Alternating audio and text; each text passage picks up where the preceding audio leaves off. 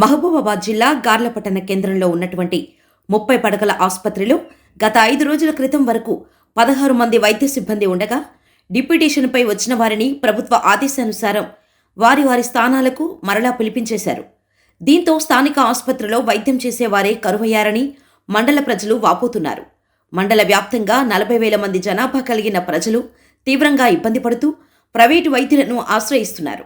ప్రభుత్వ ఆసుపత్రిలో సిబ్బంది లేకపోవడంతో రోగులు రాకపోవటం మూలంగా ఆసుపత్రి వెలవెలబోతోంది. సుమారు 30 మంది స్టాఫ్ ఉండవలసింది కేవలం 4 మాత్రమే ఉంటున్నారు. డిప్యూటేషన్ పేరుతో అందరినీ జిల్లా ఆసుపత్రికి పంపించేస్తున్నారు. హాస్పిటల్లో పనిచేసేవారిని కూడా ప్రభుత్వం సంబంధిత అధికారులు గార్ల ఆసుపత్రికి పంపాలి, కానీ అలా చేయడం లేదంటూ ప్రజలు ఆవేదన వ్యక్తం చేస్తున్నారు. రోజుకు ఓపీ 300-400 మంది ఉండేది.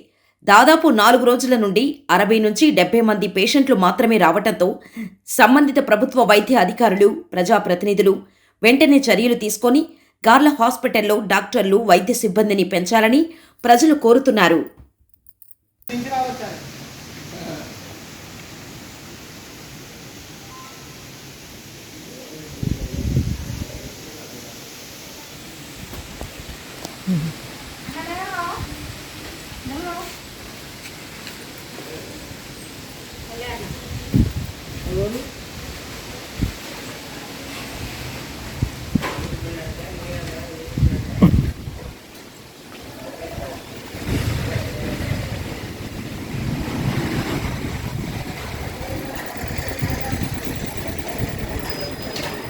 ఇక్కడ కూడా ఎవరు లేరు జనం